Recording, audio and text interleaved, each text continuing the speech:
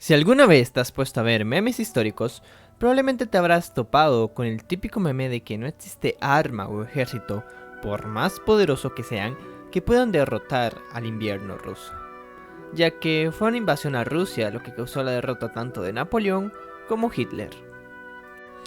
Y sí, definitivamente la campaña de Rusia de 1812 de Napoleón Bonaparte puede ser considerado como uno de los mayores fails de la historia. Pero lo cierto es que esta campaña no fue el primer gran error de Napoleón. Antes de eso, Napoleón cometió un error igual o incluso más grave que la invasión a Rusia. Y tanto es así que el mismísimo Napoleón, ya después de haber sido derrotado y exiliado a Santa Helena, una isla situada en el culo del mundo, escribió que su mayor error, la razón principal de su derrota, fue este acontecimiento. Así es, señoras y señores, estoy hablando de nada más ni nada menos que la invasión de Napoleón a España. ¿Quieren saber qué fue lo que pasó? Quédense para averiguarlo.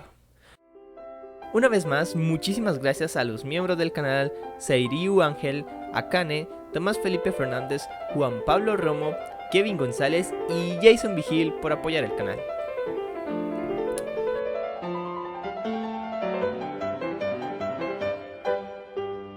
Antes de explicar qué fue lo que sucedió en este acontecimiento, ocupamos un poco de ¡contexto histórico!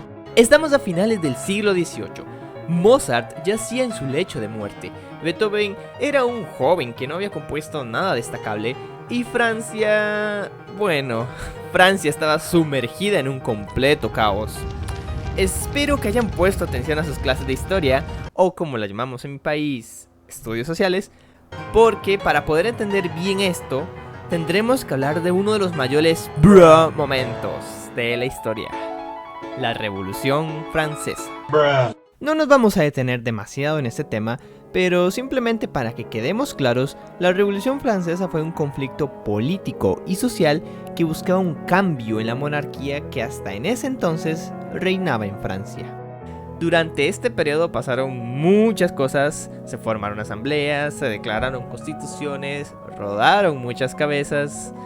Básicamente se intentó acabar con toda cosa que recordara al antiguo gobierno, incluyendo la religión.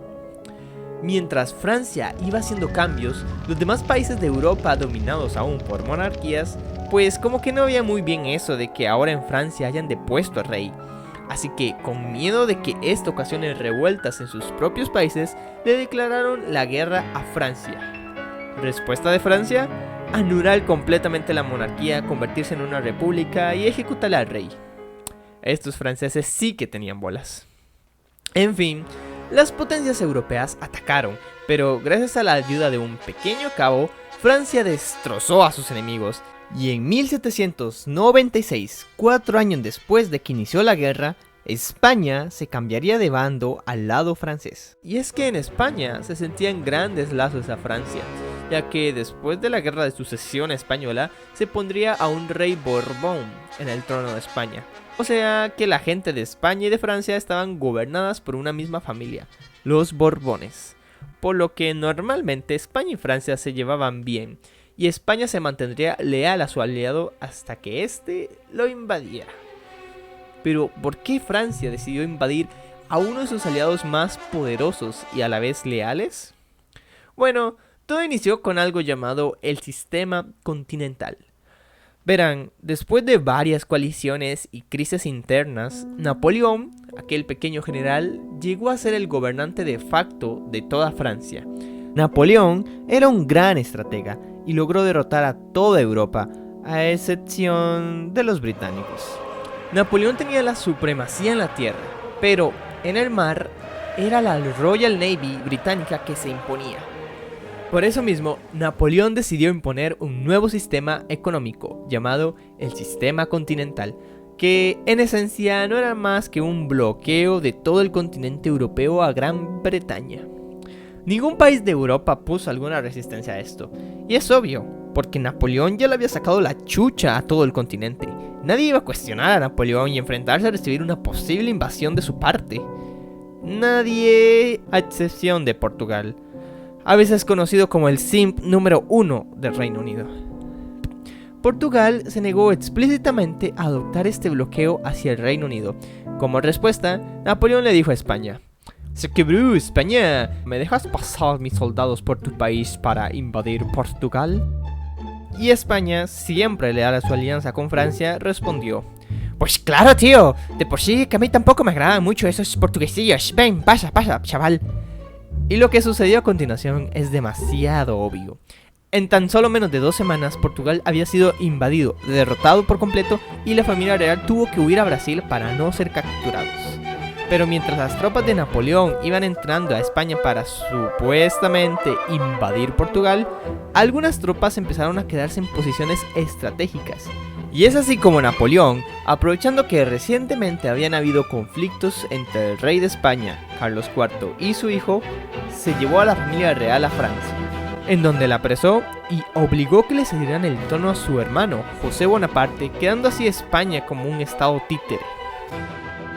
Napoleón simplemente no tenía ni idea de qué es lo que sucedería después. El pueblo español no veía nada bien esta decisión y, en rechazo al nuevo rey, se levantaría en armas en un acontecimiento conocido como el levantamiento del 2 de mayo, que pondría inicio a una cruel guerra a la que después se le conocería como la Guerra de Independencia Española, guerra que Francia terminaría perdiendo.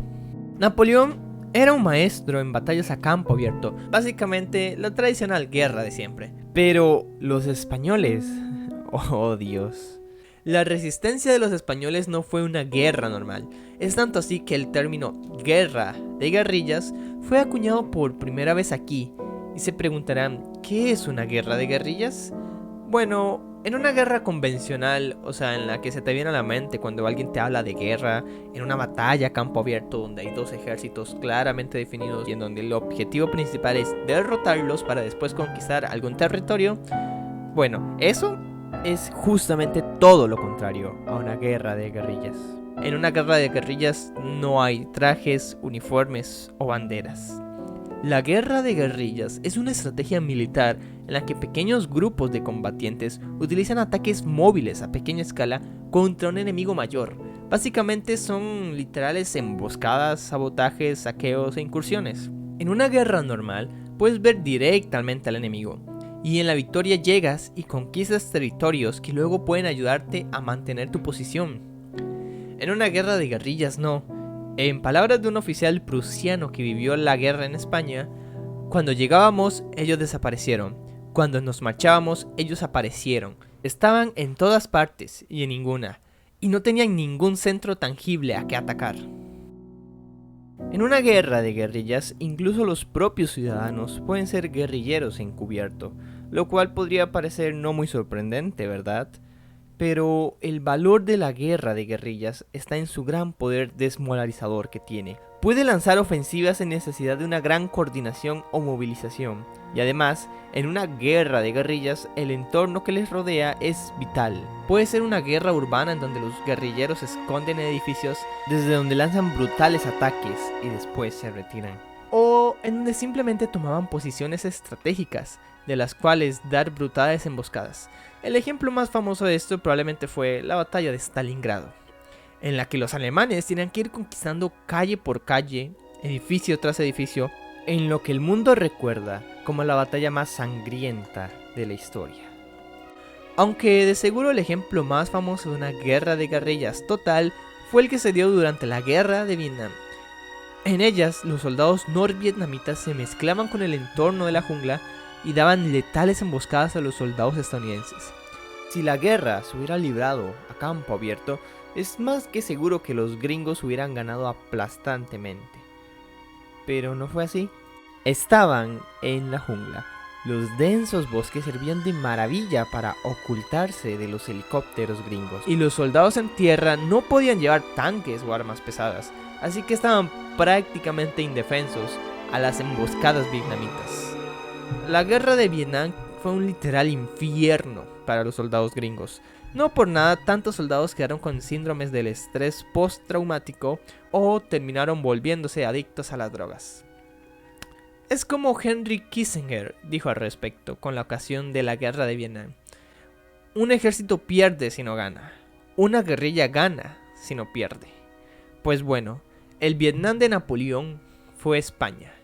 El hostigamiento de las guerrillas o de las tropas francesas llevó a Napoleón a referirse al conflicto armado en la península como la úlcera española. Lo cual es más que curioso porque tiempo después Napoleón moriría de una úlcera en el estómago. Esta guerra tuvo un coste de vidas humanas tremendo. Se estima que alrededor de 1 millón de personas murieron en la guerra de independencia española. Los franceses cometieron atrocidades durante la guerra.